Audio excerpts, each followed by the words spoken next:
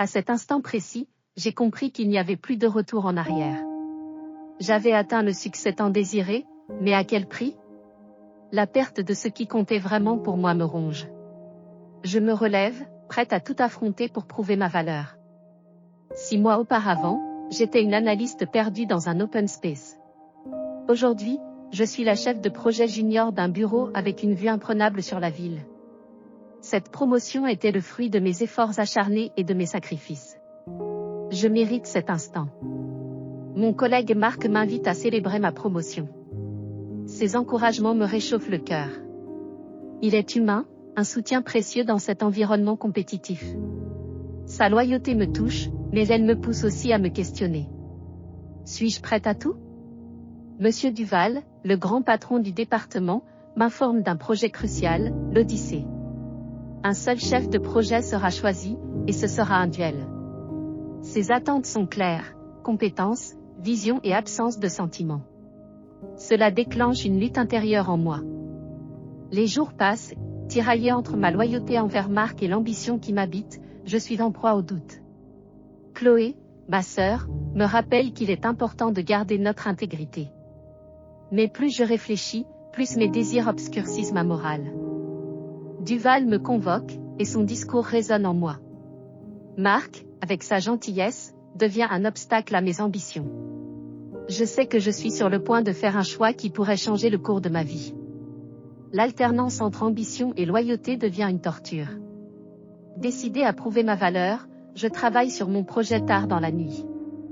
Je suis assailli par le doute et la peur de ne pas être à la hauteur. En accédant au fichier de Marc, je sens que je m'engage sur une pente glissante. Le jour de la présentation arrive. Marc présente un projet brillant, axé sur le bien-être des équipes. Vient ensuite mon tour. Je mise sur une approche clinique, agressive, et je sens l'approbation de Duval. Mais mes mots trahissent ma morale. Quand un directeur me pose une question délicate, je surfe sur l'opportunité d'incriminer Marc sans le nommer. Un coup bas. Je perds son regard, et son dégoût se lit dans ses yeux. Je réalise que j'ai franchi une ligne dangereuse. Finalement, Duval m'informe que le projet Odyssée m'est attribué. La victoire résonne en moi, mais elle est teintée de culpabilité.